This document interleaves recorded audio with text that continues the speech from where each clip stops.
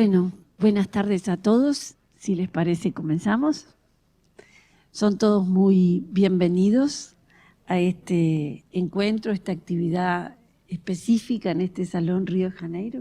Lindo nombre, con connotaciones impresionantes desde el punto de vista de biodiversidad, clima y paisaje.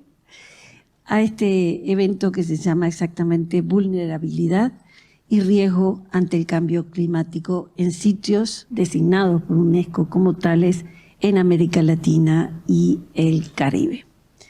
Están ustedes, como bien saben los visitantes extranjeros, en Uruguay, en donde tenemos biomas, tenemos reservas, tenemos sitios históricos UNESCO, y habrán visto, tenemos sequía y hoy llueve, por lo menos aquí, y lo celebramos especialmente porque ya aprendimos las enormes connotaciones negativas que estos eventos tienen en todos y cada uno de nuestros sitios y sobre todo en la vida de las personas en general. Si alguien no sabía la lección, creo que en esta sequía de ya, ¿cuántos meses? Como 6, ¿no? Sin llover. La estamos aprendiendo a un precio alto y candente. Así que sean bienvenidos y ojalá de este encuentro salgan ricas reflexiones. Como ustedes saben, UNESCO se ha dispuesto a meditar y a reunir a sus técnicos sobre las consecuencias del cambio climático para los sitios que especialmente se deben preservar en el mundo. Esto lleva a un proceso largo y complejo. Primero actúan los técnicos, luego los técnicos interactúan con los actores locales a todos los niveles de la sociedad. Hay un primer esbozo de medidas a tomar, hay una rectificación posterior en un segundo diálogo y finalmente esperemos que vengan todas las medidas que nos ayuden, que nos enseñen a preservar, a cuidar y a prevenir. Hace poco les voy a contar algo muy personal, perdón, presidente, director. Hace poco tuve que contratar una retroexcavadora, son esas máquinas inmensas que hacen grandes pozos en la tierra. Y el señor se excusó porque había llegado 2 días tarde, porque me dijo, no doy abasto, porque todo el mundo, ahora que no llueve, se acordó que hay que abrir tajamares y hay que profundizarlos y cuidarlos. Los factores humanos en todo lo que nos está pasando respecto al clima, ustedes saben que son muy importantes. Así que una instancia didáctica como esta, en la que todos aprendamos y en la que UNESCO nos ayude a conformar los medios técnicos y sociales para enfrentar esto de manera colectiva y eficaz, son más que bienvenidos. Desde ya, muchas gracias por ayudarnos a esto y paso directamente a presentarle a las 2 personas que van a hacer la primera intervención. En primer lugar, Ernesto Fernández Polcuch, que es director de UNESCO Montevideo y que además es representante de UNESCO para 3 países, los países de la Cuenca del Plata, Argentina, Paraguay y Uruguay. Sin temor a equivocarme, creo que podemos decir que Ernesto es un diplomático de la ciencia, porque desde sus inicios en la Universidad Nacional de Quilmes, en torno a temas de ciencia, tecnología e innovación, recorrió diversas mesas de trabajo, instituciones y programas de UNESCO dedicado al tema, hasta terminar en el mismísimo Observatorio de Ciencia, Tecnología e Innovación, y con todo ese saber, hace poco que ha aterrizado en Uruguay, donde lo hemos recibido muy bien. Así que, Ernesto, te cedo la palabra. Gracias. Gracias, Ana. No te hemos presentado a vos, Ana Ribeiro, viceministra de Educación y Cultura y presidenta de la Comisión Nacional para la UNESCO. Bueno, yo solo voy a hablar brevemente. Creo que hoy estamos en una oportunidad de discutir el tema de vulnerabilidad y riesgo al cambio climático en reserva de biosfera y geoparques mundiales de la UNESCO. Y esto es un trabajo que ha venido haciendo una plataforma dedicada a estudiar y ojalá proponer el cambio, movilizar el cambio alrededor de estos temas en los sitios UNESCO, que los sitios UNESCO, la UNESCO es la única agencia de Naciones Unidas que efectivamente denomina sitios, ¿no? Tenemos la reserva de biosfera, tenemos los geoparques, tenemos los sitios de patrimonio, tenemos, sí, básicamente creo que esos son los sitios que están oficialmente denominados y también es cierto que la UNESCO lo denomina, pero son sitios que son de los países, o a veces, y en esto de la diplomacia, son binacionales o trinacionales, que eso les da un espacio, un factor nuevo. Y son espacios que, por razones diversas, o ya sea por su patrimonio cultural o natural, o por sus patrimonios geológicos como los geoparques, o por estos valores especiales en términos de diversidad biológica y cultural, son reconocidos como tales por la UNESCO y presentan entonces la oportunidad de trabajar y explorar cómo, en este momento, cómo reaccionan y cómo es el Estado frente al cambio climático desde la perspectiva no solamente de diagnóstico, sino también de entender cuál es la vulnerabilidad para pensar hacia el futuro cómo la adaptación al cambio climático, particularmente en estos sitios.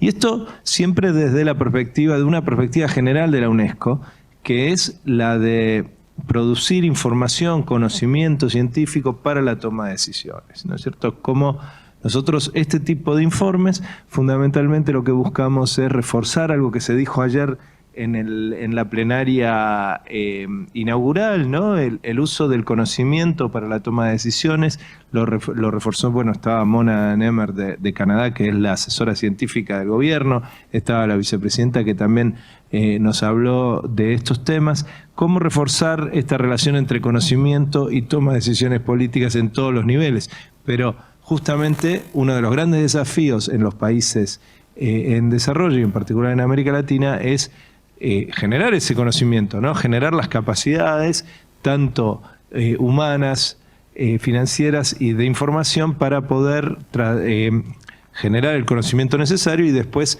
traducirlo en información, conocimiento que sea útil para la toma de decisiones y generar también esos puentes entre los que generan el conocimiento y los que toman las decisiones, que muchas veces es donde fracasa nuestros intentos en generar el conocimiento, pero si no construimos esos puentes hacia el tomador de decisiones, hacia ese diálogo entre los científicos, las científicas, las y los políticos, los burócratas en el sentido weberiano de la palabra, si no construimos esos puentes, si no construimos un lenguaje común, muy difícil que podamos avanzar en la transformación y en este caso en enfrentar esta vulnerabilidad al cambio climático de los sitios UNESCO. Entonces, este informe es un esfuerzo en ese sentido, un esfuerzo muy científico, ya lo va a presentar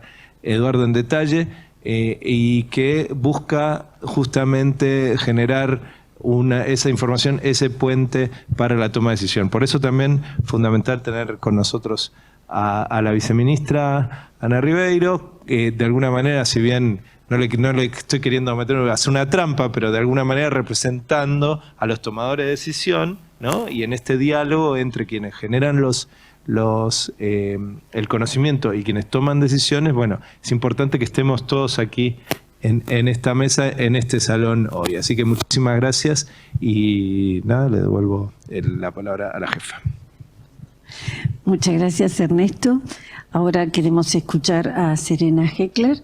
Serena es una especialista regional, precisamente en el programa de Ciencias Ecológicas y de la Tierra, y más allá de su doctorado en filosofía, o sea, pensar el mundo y la vida, se ha especializado, sobre todo pasando por la etnobotánica, se ha especializado precisamente en desarrollo sostenible, derechos y conocimientos de los pueblos indígenas, un tema que en América Latina nos es especialmente caro, porque sabemos que allí durante mucho tiempo hubo una negación de especialización que ahora estamos en proceso de reconocimiento mayor. Así que, Serena, te escuchamos con toda atención. Muchas gracias, Ana.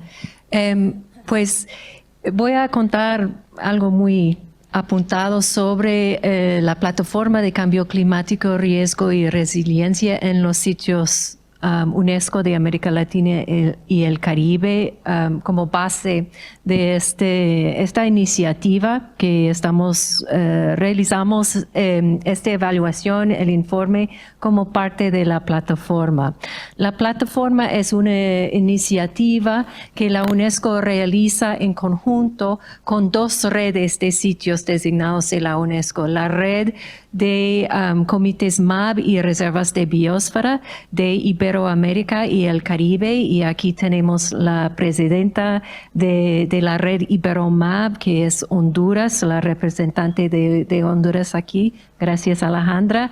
Y también la red de geoparques de América Latina y el Caribe, que tenemos el coordinador, Eugenio Bidondo, que es aquí de Uruguay, y también Patricia Herrera, que es aquí en el panel de Cultural Cura de Chile, que va a hablar un poco más adelante. Así que no es solamente algo de la UNESCO, sino es una cooperación de los Estados miembros, los sitios, los actores locales, los gobiernos locales, los institutos de investigación y los expertos, y una red muy amplia de expertos, y por eso es un gran privilegio de poder trabajar en esta iniciativa. Lo que notamos es que esos sitios tenemos 132 reservas de biosfera en América Latina y el Caribe y 10 geoparques mundiales de la UNESCO que cubren una superficie total de más que 3 millones de kilómetros cuadrados y albergan más que 100 millones de personas. O sea que es una superficie, territorios muy amplios, y tenemos, al menos en el programa MAB de la UNESCO, un objetivo en nuestro plan estratégico de mostrar las reservas de biosfera como observatorios del cambio climático y sus impactos. O sea que debemos visibilizar cómo el cambio climático y los riesgos están impactando y desarrollar soluciones innovadoras. Y con en mente decidimos trabajar más estrechamente con los sitios para trabajar en eso. Y lo que encontramos es que todos los sitios con quien hablábamos anecdóticamente estaban experimentando grandes desafíos con los riesgos, amenazas vinculados con el cambio climático, pero no teníamos datos confiables sobre el tema a nivel regional. Así que lanzamos la plataforma en 2020 con 2 objetivos globales de apoyar las reservas de biosfera y los geoparques mundiales de la UNESCO de la región para que sean más resilientes y para aumentar su capacidad de implementar de forma más efectiva la adaptación, y que puede sistematizar y aprender de las experiencias y sean más visibles en los procesos internacionales.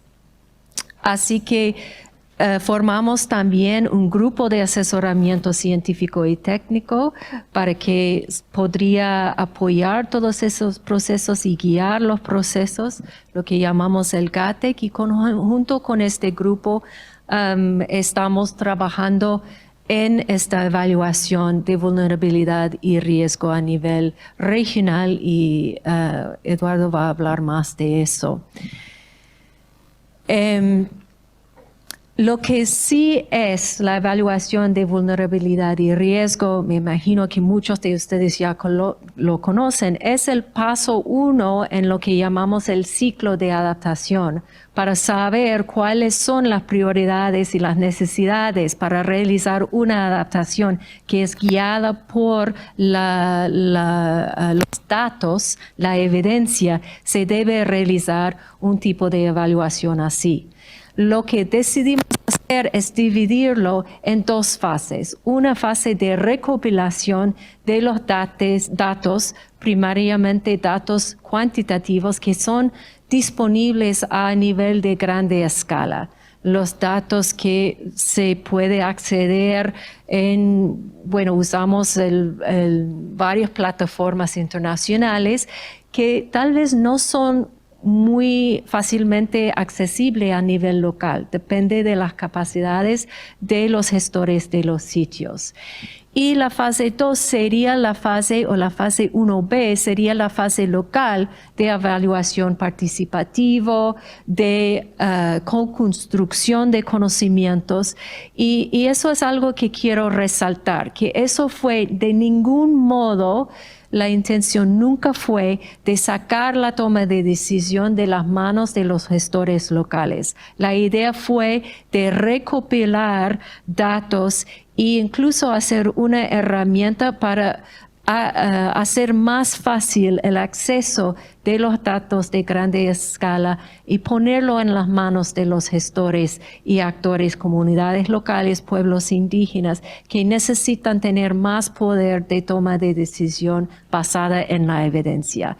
Y eso es lo que tenemos en el informe hoy en día.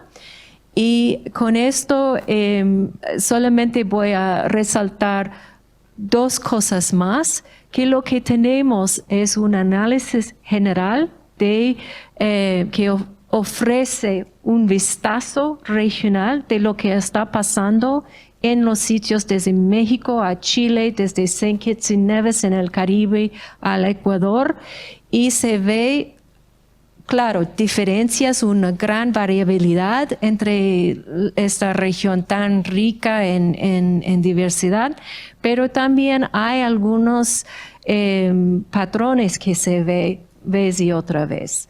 Así que hay cosas que se puede aprender en un intercambio internacional. Creo que todos ustedes que están aquí intercambiando lo conocen, lo reconocen. Y también tenemos fichas o perfiles de cambio climático para 15 sitios que también se puede profundizar y llevar a los sitios para que sea un apoyo a precisamente este intercambio y trabajo a nivel local. Así que con esto voy a terminar y dejar la palabra a los que conocen mejor lo que está pasando en los sitios. Muchas gracias. Muchas gracias, Serena. Muchas gracias, Serena. Ahora escucharemos a Eduardo Bustos Sandoval, que es precisamente consultor sobre vulnerabilidad y riesgos en los sitios UNESCO frente a los desafíos del cambio climático, y que en esa tarea que lo ha llevado como especialista en los últimos años a diversos sitios. El que más me llamó la atención, Eduardo, porque es tan pertinente para esta reunión de hoy, es tu condición de asesor técnico en la plataforma de cambio climático riesgo, y me encantó que la palabra final fuera resiliencia, porque creo que de eso se trata, desarrollarla en todo lo posible. Así que te escuchamos.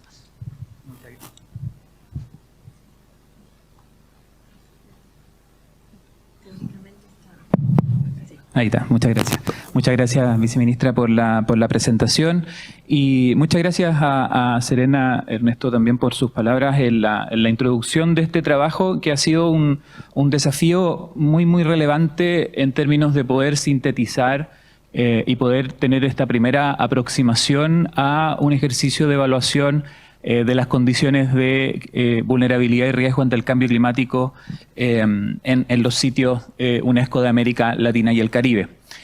Justamente los sitios UNESCO plantean un desafío importante, porque conjugan, por una parte, su foco y su misión, ¿cierto?, de reunir el conocimiento científico y el conocimiento local junto con una gobernanza participativa con foco en la reducción de la atención de distintos desafíos, como la reducción de pérdida de biodiversidad, la conservación de la geodiversidad, la mejora de las condiciones de las comunidades locales y la promoción de modelos de desarrollo sostenible.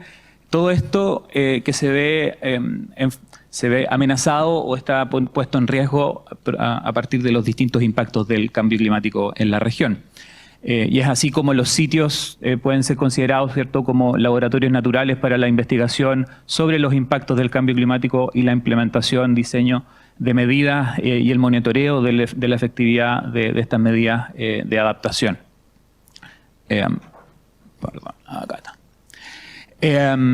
Esto, bueno, un resumen muy preliminar de algo que seguramente todos estamos percibiendo respecto a los principales impactos y los principales cambios que estamos viendo en las condiciones climáticas de la región, que se expresan principalmente a través del aumento en la frecuencia, ¿cierto?, e intensidad de sequías, de fenómenos meteorológicos que ya sean a través de un cambio transiente, un cambio progresivo, o al aumento en la frecuencia e intensidad de eventos de impactos puntuales a través de como sequías, precipitaciones extremas, aumento de ciclones tropicales, olas de calor, etcétera, lo cual está teniendo impactos y consecuencias en la vida, en infraestructura, en servicios, a través de distintos fenómenos como inundaciones, ya sea fluviales o costeras, deslizamiento de tierra, incendios, etc.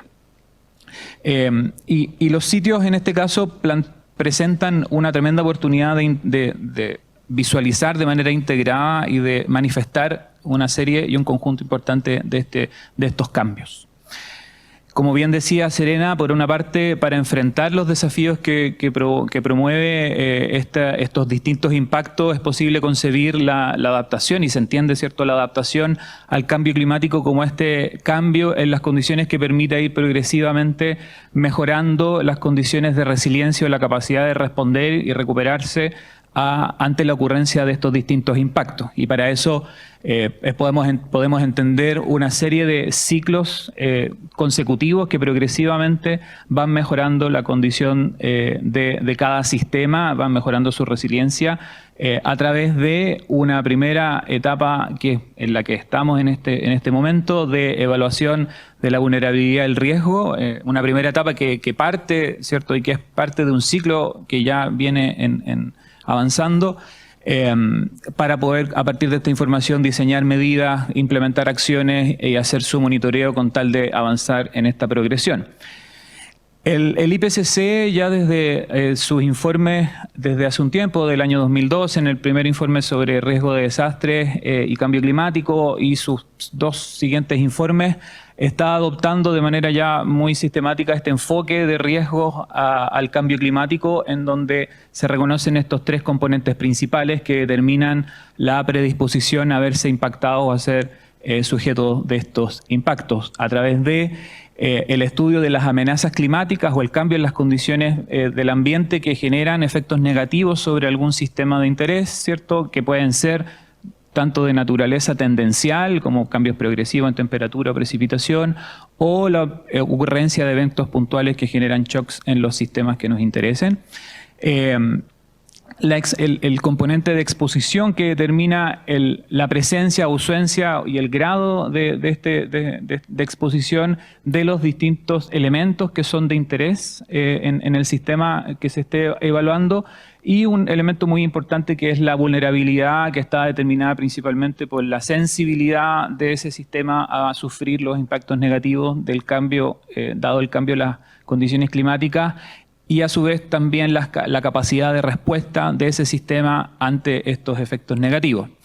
Estrategias de adaptación, lo que buscan finalmente, el diseño de medidas y la implementación de acciones, lo que buscan es poder, en el caso que sea posible, reducir la exposición de los sistemas y aumentar las capacidades y disminuir la sensibilidad del sistema a estos impactos. Teniendo ese marco de referencia, un poco lo que nosotros estamos proponiendo y lo que estamos presentando es este primer esfuerzo en aplicar este marco metodológico en un conjunto de sitios designados de la UNESCO que consta de 5 geoparques mundiales. Tenemos parques desde el sur, Chile, Cutralcura, Grutas de Palacio en Uruguay, Geoparque Araripe en Brasil, Comarca Minera y Mixteca Alta en México, y este otro conjunto en verde de reservas de biosfera que, como mencionaba Serena, ¿cierto?, van desde St. Kitts and Nevis en las islas del Caribe, Calakmul, Río Plátano y Maya en la zona de Centroamérica, junto con Cacique Lempira en Honduras, ¿cierto? Choco Andino en Ecuador, la Mata Atlántica, que es una de las reservas más grandes, ¿cierto?, que tenemos acá en la región, que incluye la reserva de biosfera Cinturón Verde en la ciudad de Sao Paulo, con un contexto urbano muy interesante, Bañados del Este y Andino Norpatagónica en el Cono Sur. Y el objetivo de esta evaluación, ¿cierto?, es poder hacer una primera descripción de cuáles son los principales impactos que se están percibiendo en los distintos sitios y una primera evaluación de los riesgos representativos para este conjunto de sitios, la propuesta de indicadores para hacer una primera ejercicio de evaluación, identificar las principales brechas a ser abordadas para el conjunto de sitios y para los distintos niveles de gestión y de trabajo desde la plataforma y para los distintos sitios.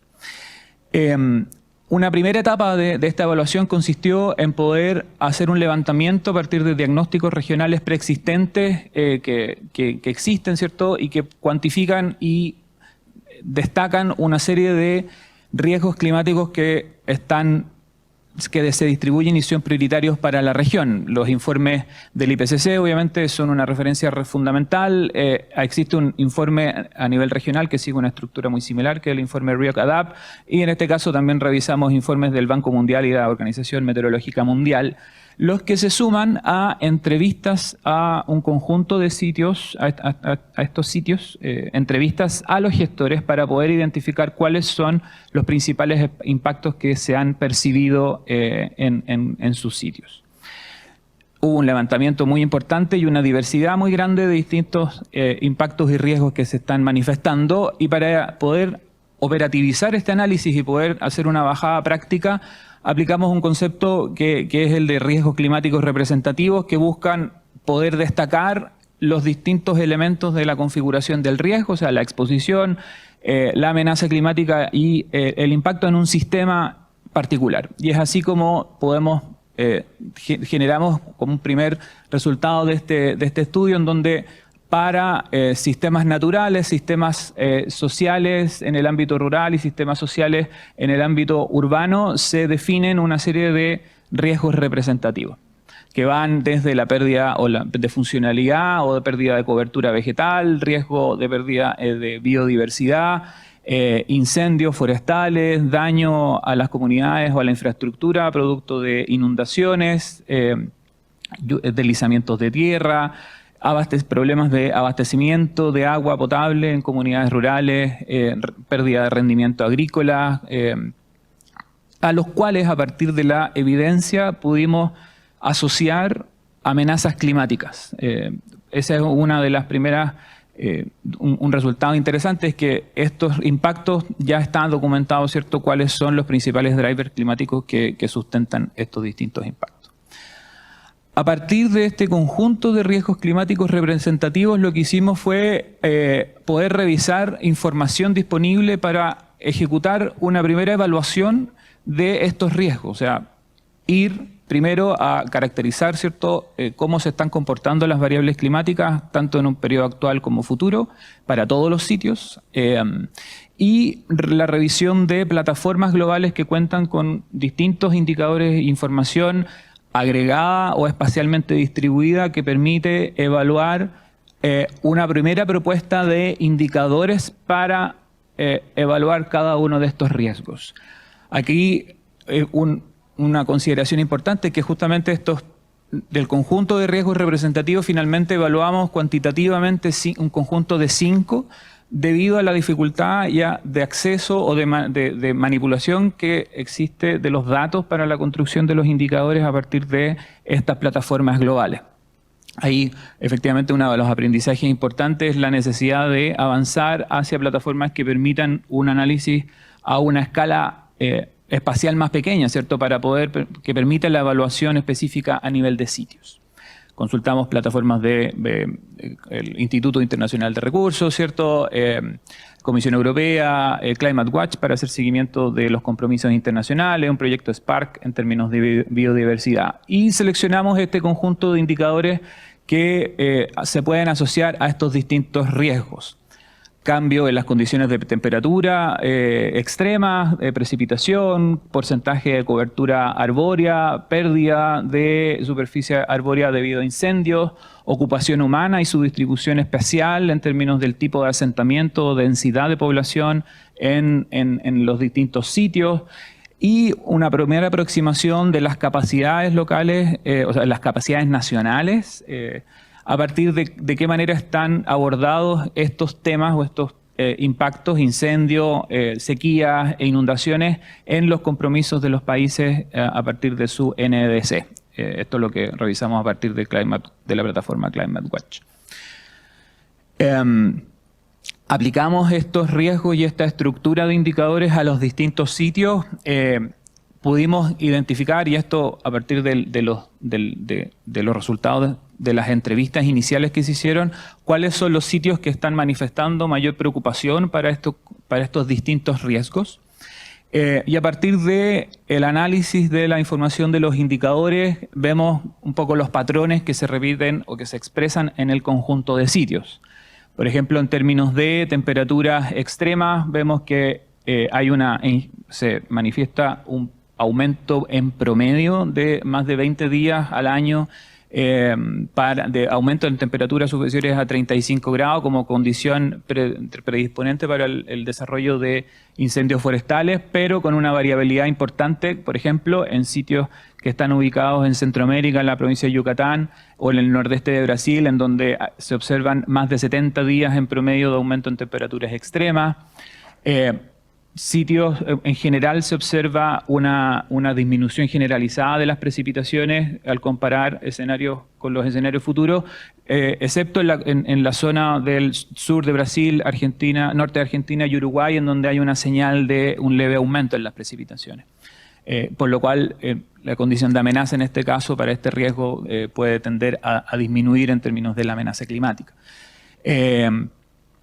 En términos de cómo las NDC o los países están dando cuenta de estos impactos de manera explícita, incendios, se ve que hay en general un bajo compromiso o una baja ocurrencia de compromisos específicos para atender los impactos relativos a incendios forestales. En términos de cobertura vegetal, bueno, una señal similar expresada en este otro caso como olas de calor, desde un 17 hasta un 230% más de ocurrencia de eventos de olas de calor definidas como días con mayores al 90% de la percentil 90 de precipitaciones a nivel de temperaturas mensuales. Por lo tanto, lo que se suma a esta disminución generalizada de las precipitaciones, imponiendo presiones importantes sobre ecosistemas vegetales. Más de la mitad de los sitios han presentado periodos concurrentes de alta temperatura y baja precipitación, expresado en este indicador SPEI.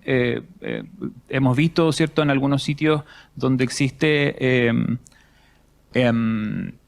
muerte vegetal, hay un proceso de browning importante en varios sitios debido a la conjunción de ambos procesos.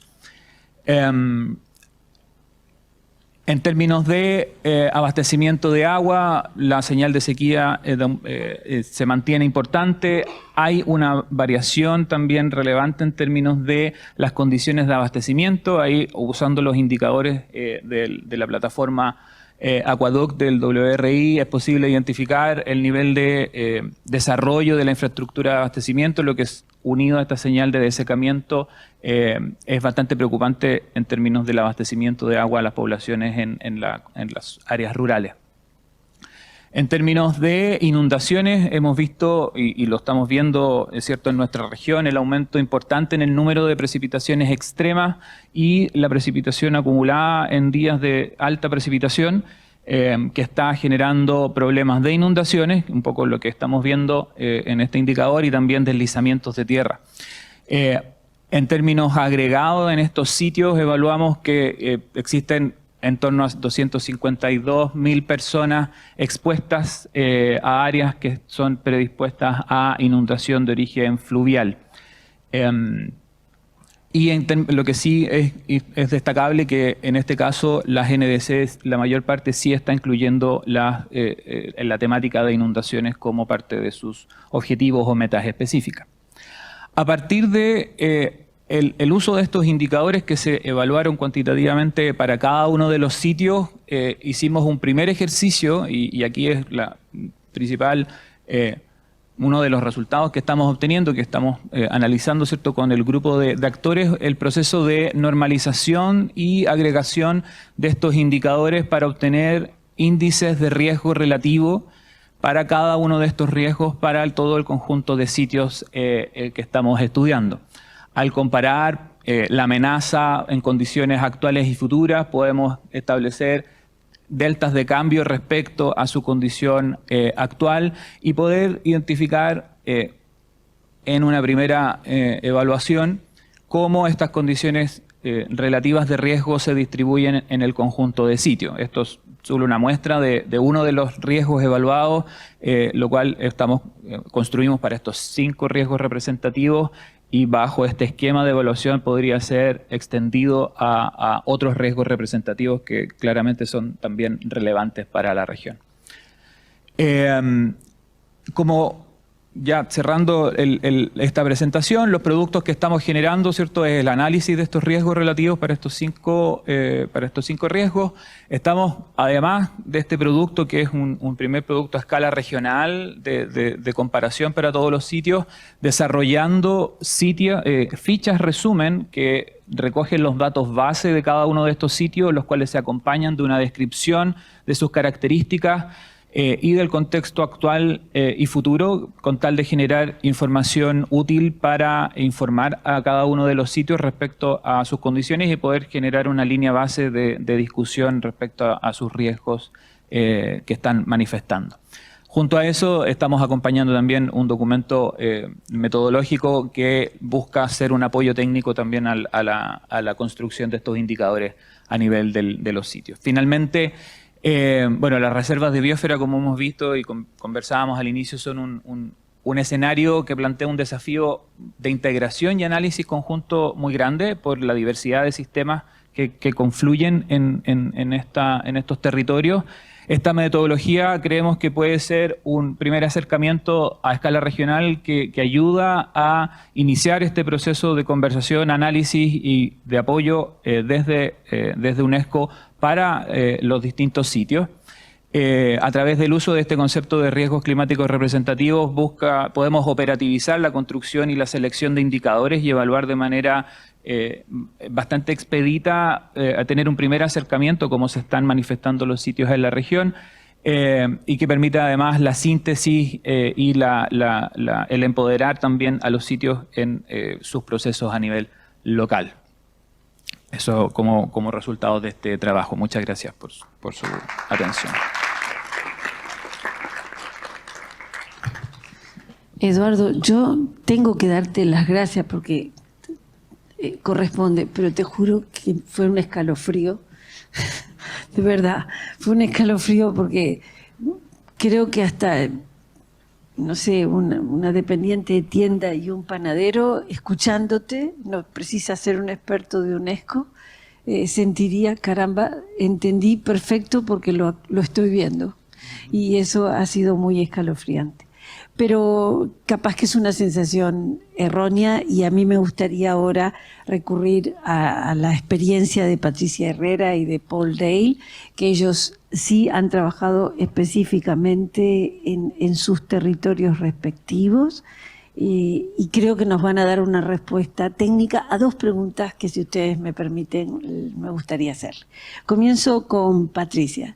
Patricia es coordinadora del Geoparque Mundial de UNESCO de Cutralcura. Me costó un poco aprenderme este nombre. Después que supe que el significado y la piedra y el fuego me encantó, y la tierra volcánica, así que sentí ligera envidia por el sitio donde trabajas, Patricia. Y es además secretaria de la Red Latinoamericana y Caribeña de Geoparques, así que aquí hay miembros del Geoparque Grutas del Palacio que conocen largamente a Patricia. Y mi pregunta era esta desde precisamente tu expertise. Todas estas herramientas, todo este camino técnico que se ha emprendido, ¿coincide exactamente con lo que tú ves en tu territorio? Considerando además que el territorio en el cual trabajas tiene tanto ciudades con su diversidad poblacional a territorios mapuche específicamente, ¿no? Entonces, la pregunta es, ¿reflejan exactamente estos trabajos lo que ustedes ven? ¿O cuando venga esa instancia de rectificación van a señalar, todavía no hemos registrado tal cosa? ¿O tal tragedia, miren qué lado sospechosamente positivo ha aparecido? Y le hemos sabido sacar ventaja a una aparente desventaja. Muchas gracias, viceministra, y a Serena y a todos los representantes institucionales de UNESCO en esta mesa. Agradecer también la invitación y esta propuesta de trabajo que se ha estado trabajando ya desde hace un tiempo en relación a la pregunta y al nombre de Cutralcura. Cutralcura, así habitualmente lo decimos, pero en mapudungún a lo mejor es un poquito más difícil. Cutralcurra, piedra de fuego. Estamos ubicados a casi 800 kilómetros al sur de Santiago, en la cordillera andina. El límite para ubicarlo, limitamos con Neuquén, San Martín de los Andes, ¿ya? Y efectivamente en el contexto que hemos tenido como país en este verano, ¿no es cierto?, de incendios forestales, sin duda esta es una tremenda herramienta para nuestro sitio, nuestro lugar como sitio UNESCO, ¿no es cierto?, declarado el año 2019, después de un proceso muy largo de 10 años de trabajo. Siempre pensábamos que nos faltaba un poco, ¿eh? Pero entendemos y conocemos más de lo que son los geoparques y reservas de la biosfera, que en nuestro territorio también compartimos territorio con reserva de la biosfera de la Araucaria, de muchos años también de trabajo, y donde se concentra el patrimonio natural de nuestra región. El gran porcentaje del patrimonio natural, áreas silvestres protegidas, están en nuestra área, y en una relación también con la población que vive en ese territorio, que hay una concentración importante de araucarias, ¿ya? Un retazo del bosque templado maravilloso, ¿no es cierto?, a la orilla de las faldas de los volcanes, pero en convivencia armónica con el pueblo originario, el pueblo mapuche pehuenche, que tiene una relación importante, ¿no es cierto?, con ese patrimonio. Así que esta matriz de riesgos representativos sí es una propuesta metodológica relevante para el contexto que también Chile, y aquí hay una colega de un ministerio, que creo que en los 2 últimos años en Chile podemos contar con un marco normativo muy, muy importante, que es la promulgación de la Ley Marco de Cambio Climático, el 2022, y también, ¿no es cierto?, el 2021 con una ley de promulgación de lo que es el sistema nacional y el marco para la gestión de riesgo y desastre, ¿ya?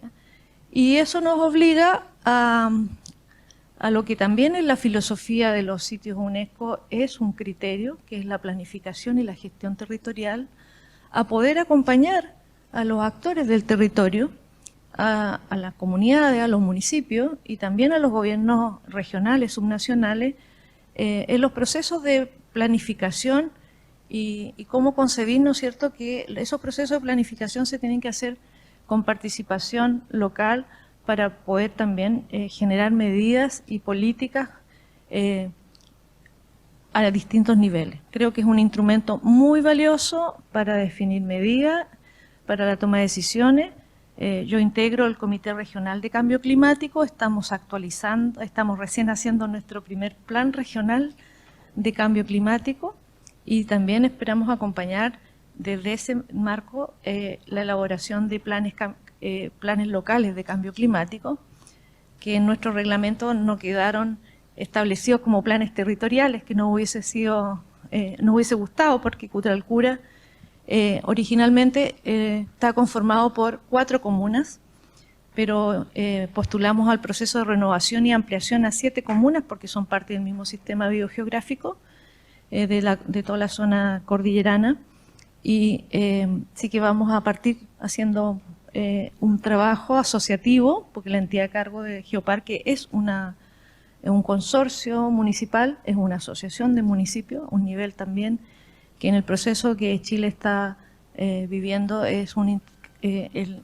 geoparque y reservas se constituyen y se configuran como instrumentos para hacer procesos o ser modelos de gestión descentralizados. Así que creemos que es una tremenda herramienta, y estos 5 riesgos representativos y la propuesta metodológica que sin duda, ¿no es cierto?, podemos seguir haciendo un proceso de conversación. Es una primera fase, como decía Serena.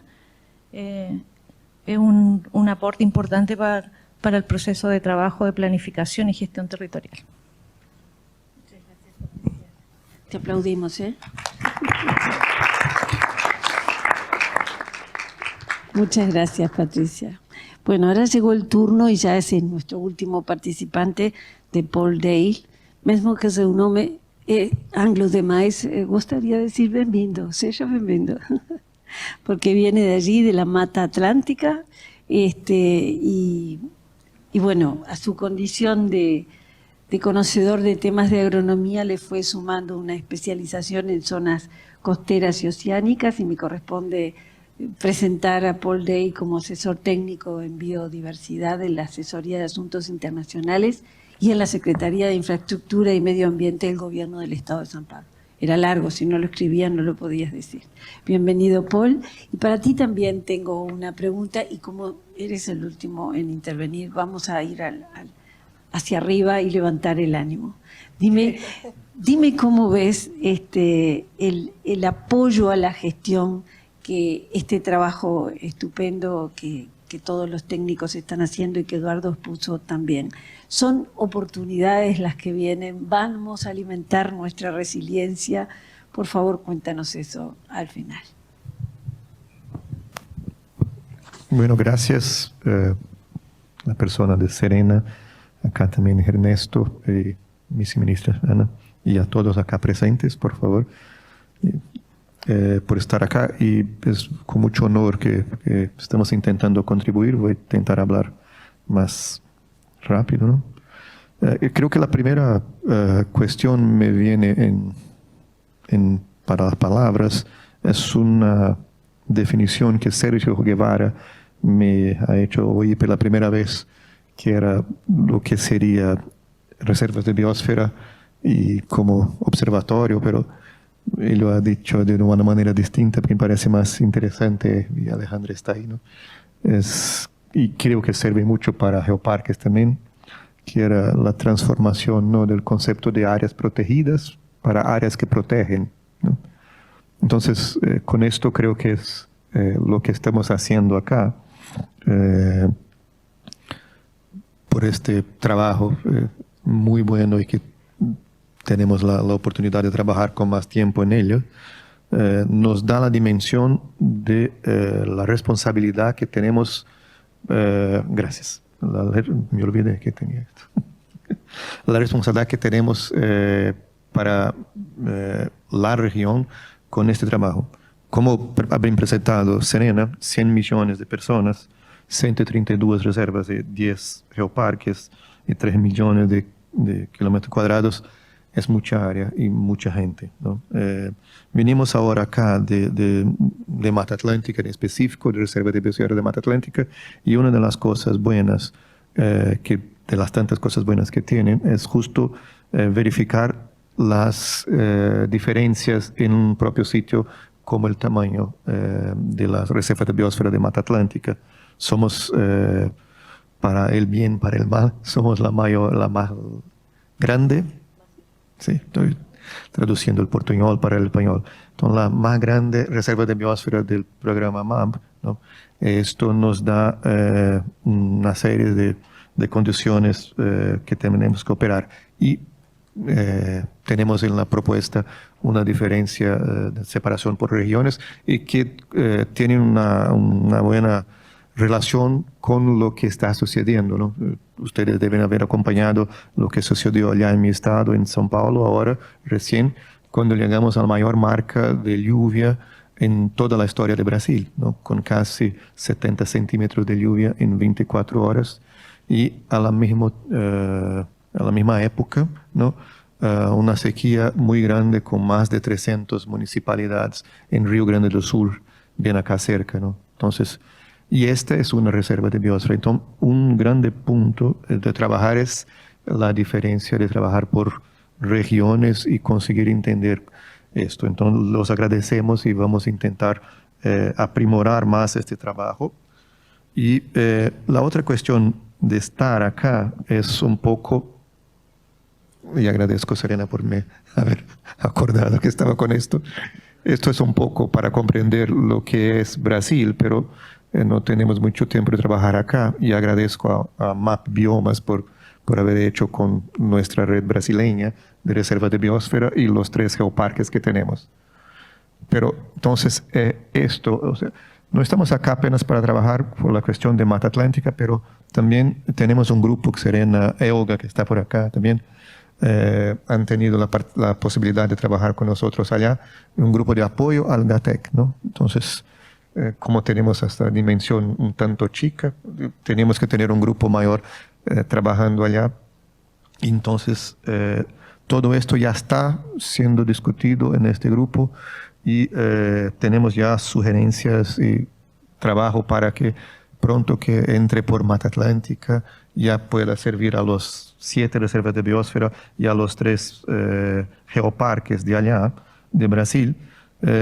Y una cuestión es el trabajo del método, ¿no? Tenemos algunos ejemplos de métodos allá y la idea es que podamos contribuir con esto, pero tenemos mucho honor de tener entonces ahora un método general para toda la región que nos permite trabajar y hacer la comparación con esto para nuestra región y así haber acciones específicas por cada uno, tamaña diferencia, y con esto poder hacer las adaptaciones.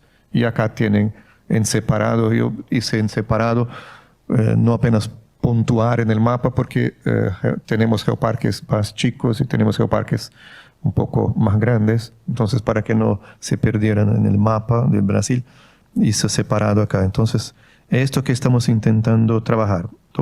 La ayuda con nuestros planes. 2, la diversidad y la posibilidad de trabajar con regiones. Entonces, muy bien. La otra, la posibilidad de trabajar con los cambios de los números, con los cambios de las series históricas que estamos entonces ahora empezando a trabajar esto. Nos permite, método nos permite incluir eso y considerar esto porque ya estamos viviendo esto y esto para nosotros es muy importante. En específico, la cuestión del método, como he dicho, y intentando trabajar ahí más adelante. Tenemos algunas cuestiones que nos van a ayudar, ¿no? Con las poblaciones más tradicionales, la cuestión de garantizar trabajo específico de seguridad alimentar, uniendo lo que tiene de manejo de la vegetación nativa o de las poblaciones nativas, no apenas de vegetación, pero también con la agricultura y tradicional y otro tipo de agricultura. Una cosa importante para nosotros en esta diversidad, en este tamaño como hay en Brasil, pero sirve un poco para pensar la región de América Latina como un todo, es lo que llamamos de integración vertical, ¿no?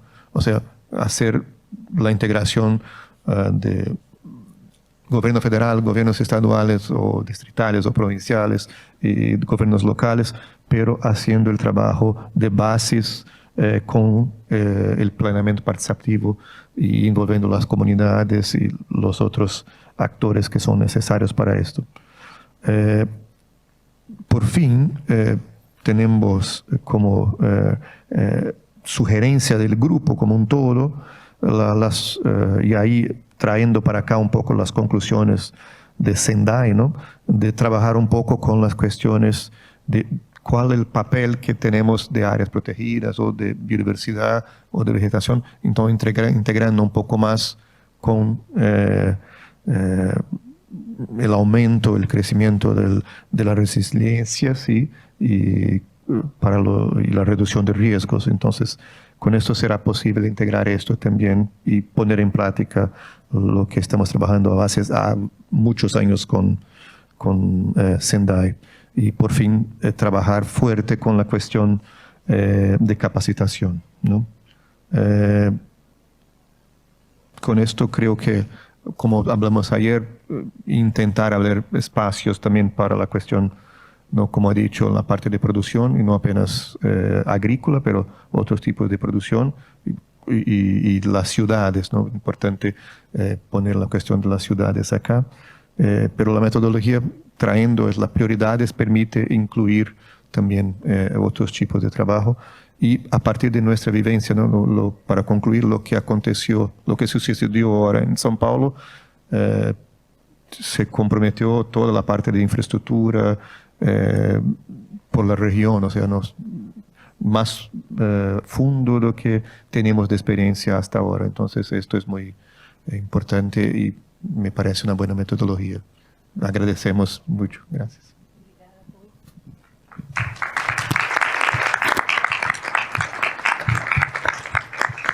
Bueno, muchísimas gracias. La verdad que sí, es muy esperanzador que hayas dicho, viniendo de ese doloroso desastre que acabamos de ver en San Pablo, que hayas dicho que se han profundizado los aprendizajes. Creo que es una buena manera de sintetizar la jornada. Hemos todos profundizado nuestros conocimientos con ciertos escalofríos, pero bien, lo hemos profundizado. Darles a todos las gracias y liberarlos. Espacio para preguntas, ¿no?